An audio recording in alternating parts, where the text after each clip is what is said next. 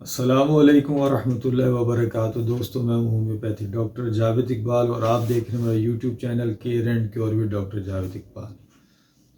دوستوں، آج کا جو موضوع سیپٹیسیمیا یعنی عفونتی بخار ہے، اور اس کی وجہ کسی بھی بیکٹیریا کا جسم میں داخل ہو کر بلڈ سٹریم میں شامل ہو جانا ہے، اور یہ وہاں جا کر گروتھ کرتا ہے اور اس کی وجہ سے بھی پورے جسم میں زہریلے اثرات پھیل جاتے ہیں۔ اس میں عموماً جو دو قسم کے بیکٹیریا کار فرما زیادہ ہوتے ہیں، ایک ہے اسٹیفیلوکوکس اور دوسرا ای کولی، اور اس کی وجوہات میں کسی بھی قسم کی انجری، کوئی زخم کا ہو جانا، اس کی وجہ سے بیکٹیریا کا جسم میں داخل ہو کر خون کے اندر شامل ہو جانا ہے۔ اس کے علاوہ دانت کی انفیکشن، گردوں کی انفیکشن، یو ٹی آئی یعنی یورین ٹریک کی انفیکشن وغیرہ، نمونیا ہے اس کی وجہ بن سکتا ہے۔ اور اسی طرح سے اگر کسی کو کوئی چوٹ لگ گئی ہے اور یا خراش پڑ گئی ہے اور اس کی اچھی طرح زخم کی صفائی نہیں کی گئی تو بھی سیپٹیسیمیا ہو سکتا ہے۔ اور سیپٹیسیمیا کی وجہ سے جو اس کی علامات پیدا ہوں گی، وہ علامات اس میں تیز بخار، اس کے ساتھ سردی کا لگنا، ایک دم سے بلڈ پریشر کا گر جانا، اور اس کے ساتھ ساتھ جسم میں دردوں کا ہونا، زخموں کا بگڑ جانا، اور بعض اوقات بے ہوشی کا طاری ہو جانا، شدید قسم کی کمزوری کا ہونا، اور اس طرح سے زیادہ پسینوں کا آنا، یہ اس کی خاص علامات ہیں۔ سیپٹیسیمیا کا پتہ جو چلتا ہے وہ عمومی طور پہ اس کے علامات سے پتہ چلتا ہے، یا اس کے علاوہ بلڈ کے ٹیسٹ وغیرہ کر کے، کلچر کر کے پھر یہ دیکھا جاتا ہے کہ کس قسم کا جراثیم جسم میں داخل ہوا ہے، پھر اس کے اکارڈنگلی اس کا ٹریٹمنٹ کیا جاتا ہے۔ سیپٹیسیمیا کا اگر بر وقت علاج نہ کیا جائے تو یہ لائف تھریٹننگ ہو سکتا ہے، اور جب اس کی انفیکشن، خون کے اندر انفیکشن بڑھ جائے تو پھر سیپسس کی طرف لے جاتی ہے۔ اور سیپسس وہ حالت ہوتی ہے جب جسم شدید قسم کا ریئیکشن اس جرم کے خلاف یا اس بیکٹیریا کے خلاف یا اس حالت کے خلاف پیدا کرتا ہے۔ اس کی وجہ سے بعض اوقات عضویاتی خرابی بھی پیدا ہو سکتی ہیں، اور شدت کی صورت میں ڈیتھ بھی ہو سکتی ہے۔ اس لیے جب بھی کسی کو ایسی علامات پیدا ہوں تو اس کو فوری طور پہ اپنے قریبی ہاسپٹل میں جانا چاہیے، یا اگر کوئی کوئی ہومیوپیتھ ہے تو اس کے پاس جا کر اپنا علاج کروائے۔ دوستو، سیپٹیسیمیا اکثر ایمرجنسی کریٹ کرتا ہے، اس لیے اس میں بہت زیادہ محتاط ہونا چاہیے۔ سیپٹیسیمیا کی ایک بڑی وجہ حمل کے زمانے میں بچے کا مر جانا، یعنی پیدائش سے پہلے بچے کا مر جانا، اس کا نہ پتہ چلنا، اور اس کی وجہ سے اس کا گلاؤ سڑاؤ ہونا ہے، یہ بھی ایک اس کی خاص وجہ ہے۔ اور اسی طرح سے جس وقت ڈلیوری ہو جائے اس کے بعد بھی بعض خواتین جرمز وغیرہ کو، بیکٹیریا وغیرہ، کوئی وائرس، کوئی فنگی وغیرہ کسی قسم کی کوئی انفیکشن ان کو مل جاتی ہے، جس کی وجہ سے بھی سیپٹیسیمیا پھیل جاتا ہے۔ اور اسی طرح سے زچگی کے بعد جو بخار تو پرسوتی بخار کہلاتا ہے، وہ بھی یہ بنیادی طور پہ سیپٹیسیمیا یا عفونتی بخار ہی ہوتا ہے۔ جو لوگ جل جاتے ہیں ان کو سیپٹیسیمیا ہو سکتا ہے۔ ہاسپٹل میں جو لوگ ایڈمٹ ہیں وہ کسی سے بھی کوئی جرم لے سکتے ہیں، جس کی وجہ سے یہ سیپٹیسیمیا ہو سکتا ہے۔ جن لوگوں کا امیونٹی سسٹم بہت زیادہ ویک اور کمزور ہے وہ لوگ بہت جلد کسی بھی انفیکشن کا شکار ہو سکتے ہیں۔ تو اس لیے احتیاط کے ساتھ زندگی گزارنی چاہیے، خاص طور سے وہ لوگ جو کمزور ہوں، بہت زیادہ چھوٹی عمر کے ینگ بچے ہیں، یا جو زیادہ بڑی عمر کے لوگ ہیں، ان کو خاص طور سے خیال کرنا چاہیے۔ اکثر اپنے ہاتھوں کو دھونا چاہیے، صفائی ستھرائی کا خاص خیال رکھیں۔ اگر خدا نخواستہ کوئی زخم لگ جائے، کوئی گر جائے، رگڑ لگ جائے، تو فوری طور پہ زخم کو بہت اچھے طریقے سے صاف کرنا چاہیے۔ اور جو لوگ ہاسپٹلائزڈ ہیں وہ لوگ بھی اپنا خاص خیال رکھیں وہاں پر، کہ کسی اور سے جرم کو کیری نہ کر لیں کہیں۔ تو دوستو، یہ اس کی احتیاط، اس کی علامات اور اس کی وجوہات تھیں۔ اب ہم دیکھتے ہیں کہ ہومیوپیتھی میں اس کا علاج کیسے ہوتا ہے۔ دوستو، ایلوپیتھی میں تو اس کے لیے اینٹی بائیوٹکس وغیرہ اورلی دی جاتی ہیں یا انجیکٹ کی جاتی ہیں باڈی کے اندر، انٹراوینس اینٹی بائیوٹکس لگائی جاتی ہیں تاکہ اس کنڈیشن سے فوری طور پر باہر آ جائے. لیکن ہومیوپیتھی میں ایک ویرائٹی آف میڈیسنز موجود ہے، جیسے کہ دوسرے علاج کے اندر ہومیوپیتھی بہت کامیاب ہے، اسی طرح سے یہ سیپٹیسیمیا یا عفونتی بخار میں بھی ہومیوپیتھی کے لاجواب نتائج ملتے ہیں. اس سلسلے میں جو سب سے پہلی اور سب سے بہترین دوا ہے دوستو، وہ ہے پائروجینم. جب اس طرح کا کوئی کیس میرے پاس آتا ہے تو میں سب سے پہلے اس کو پائروجینم CM کی ایک خوراک ضرور دیتا ہوں، تاکہ فوری طور پہ جسم میں رد عمل پیدا ہو اور جو بھی جرم وغیرہ جسم کے اندر داخل ہوا ہے یا کوئی انفیکشن کریٹ ہوئی ہے وہ فوری طور پہ سبسائڈ ہو سکے. پائروجینم ایک بہت ہی بہترین دوا ہے اور اس کی خاص علامات کے اندر متعفن قسم کے اخراجات شامل ہیں، زخموں کا بگڑ جانا شامل ہے، خون کے اندر عفونتی اثرات پیدا ہو کر غنودگی کا پیدا ہو جانا، شیورنگ کا ہونا، اونچے درجے کا بخار ہونا اور بعض کیسز میں بے ہوشی کا طاری ہو جانا بھی اس میں شامل ہے.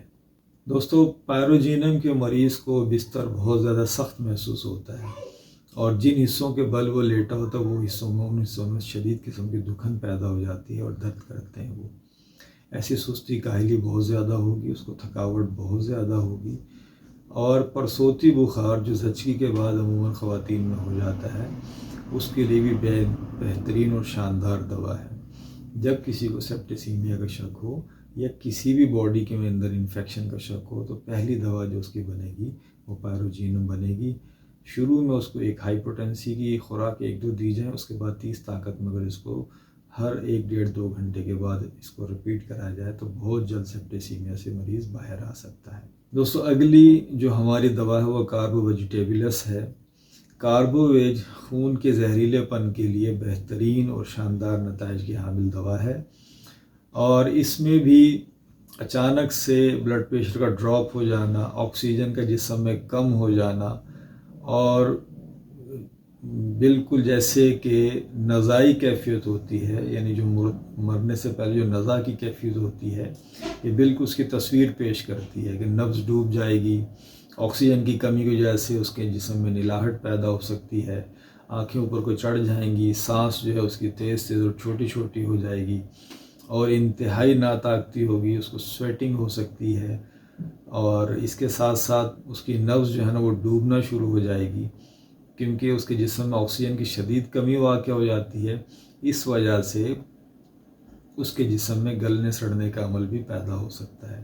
ایسی صورت کے اندر کاربو ویجیٹیبلس ایک شاندار جو ہے نتائج کی حامل دوا ہے اور اس کو بھی شروع کے اندر جب مرض کی شدت ہو تو 30 طاقت میں ہر گھنٹے کے بعد دہرانا چاہیے اور بعد میں جیسے جیسے طبیعت میں بہتری واقع ہونا شروع ہو جائے اس کی دہرائی کا وقفہ بڑھا دینا چاہیے. دوستو اگلی جو دوا ہے وہ امونیم کارب ہے.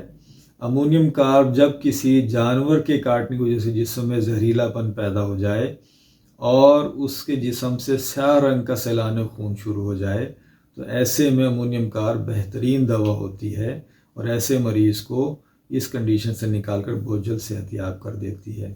امونیم کارب کو بھی 30 طاقت کے اندر استعمال کرنا چاہیے اور اس کی شروع میں جب مرض کی شدت ہو تو جلدی اس کو دہرانا چاہیے اور جب مرض کی شدت میں کمی آ جائے تو پھر اس کے دہرائی کے اندر وقت. دوستو اگلی دوا ہماری ایکینیشیا ایک بہترین anti fungal, anti viral, anti bacterial medicine ہے اور جسم میں سے جراثیمیت کو ختم کرنے کی لاجواب دوا ہے.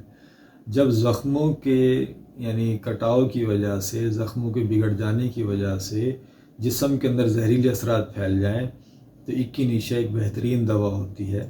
اس میں وریدیں جو ہیں وہ پھول جاتی ہیں، سیاہی مائل نیلگوں سیاہی مائل ہو جاتی ہیں اور جسم میں عفونت پیدا ہو جاتی ہے، متعفن قسم کے اخراجات شروع ہو جاتے ہیں اور اس کے ساتھ ساتھ اونچے درجے کا بخار ہوگا. اگر ایسی کنڈیشن پیدا ہو جائے تو ایکینیشیا بہترین بلڈ پیوریفائر کے طور پر استعمال کی جاتی ہے اور اس کو عموماً مدر ٹنکچر میں یعنی کیو فارم میں اس کو استعمال کرنا چاہیے. اس سے انشاءاللہ بہت جلد خون کے اندر سے عفونت یا اس کی جو جراثیمیت ہے یا زہریلا پن ہے وہ ٹھیک ہو جاتا ہے. دوستو اگلی جو ہماری دوا ہے وہ ہے لیکسس. لیکسس کا مریض انتہائی حساس ہوتا ہے اور چیرنے پھاڑنے والے جو زخم ہوتے ہیں، جو خراشیں لگے ہوئے بگڑے ہوئے زخم ہوتے ہیں، جب جلد پر اس طرح کے زخموں کی وجہ سے خون کے اندر عفونت پھیل جائے، زہریلا پن پھیل جائے، جراثیمیت پھیل جائے، تو لیکسس شاندار دوا ہوتی ہے، اور اس کے علامات عموماً سونے کے بعد بڑھ جاتی ہیں۔ اس کا مریض جو ہے اس کے خون میں پیپ شامل ہو چکی ہوتی ہے، یا اس کے اندر جو ہے شدید قسم کا گلاؤ سڑاؤ پیدا ہو چکا ہوتا ہے، جسم پر گینگرین نمایاں ہوتی ہے، ماس ہو رہا ہے، یعنی ایسے زخم بنتے ہیں جو گوشت کو کھا جاتے ہیں، اور اس میں سے متعفن قسم کے اخراجات ہوتے ہیں، لیکن وہ بڑی تھوڑی مقدار میں ہوتے ہیں، اور ان اس مواد کے رک جانے کی وجہ سے اصل میں اندر تعفن پیدا ہوتا ہے۔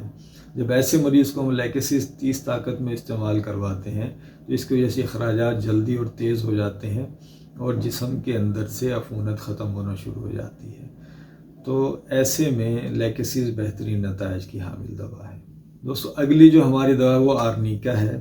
کٹے پھٹے خراش دار زخموں کی وجہ سے جو انفیکشن ہوتی ہے اس کے لیے آرنیکا ایک بہترین اور شاندار دوا ہے۔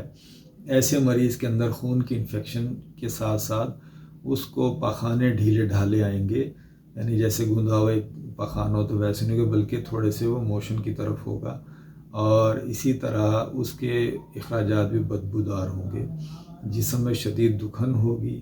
ایسی صورت میں آرنیکا بہترین دوا بنتی ہے۔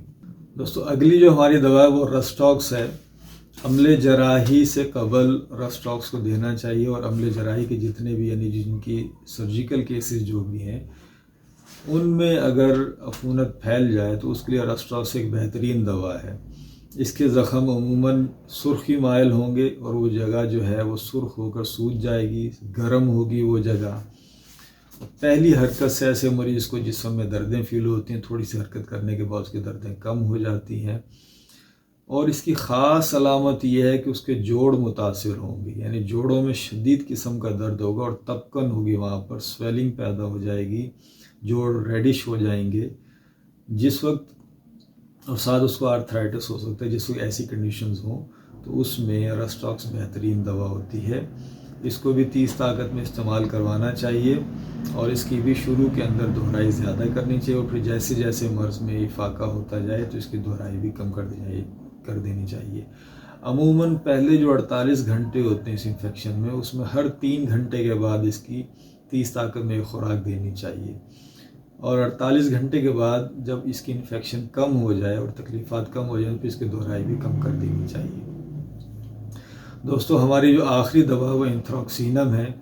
اینتھراکسینم بھی گلے ہوئے کٹے پھٹے زخموں کے لیے بہترین دوا ہے، جس کی وجہ سے خون میں انفیکشن شامل ہو گئی ہو، اونچے درجے کا بخار ہو رہا ہو، اور زخم جو ہے وہ گینگرین کی طرف جا رہے ہوں، گل سڑ رہے ہوں، اور کسی بھی دوا سے ٹھیک نہ ہو رہے ہیں، تو اس وقت ہم اینتھراکسینم دیتے ہیں۔ اینتھراکسینم کی خاص علامت یہ بھی کہ جسم پہ اس کی وجہ سے خارش بھی پیدا ہو جاتی ہے، خشک خارش ہوگی، اور اس میں جلن بھی شدید قسم کی ہوتی ہے۔ تو ایسی حالت کے اندر اینتھراکسینم بہترین نتائج کی حامل ہوتی ہے۔ دوستو، امید ہے کہ آج کی ویڈیو آپ کے لیے کارآمد ثابت ہوگی، اور انشاءاللہ اس کی وجہ سے آپ کے لیے سیپٹیسیمیا کو سمجھنا آسان ہوگا، اور اپنے علاج میں بھی انشاءاللہ آپ کچھ نہ کچھ کر سکیں گے۔ انشاءاللہ مزید معلوماتی ویڈیوز کے ساتھ دوبارہ ملاقات ہوگی۔ اس وقت تک کے لیے اللہ حافظ۔ السلام علیکم ورحمۃ اللہ وبرکاتہ۔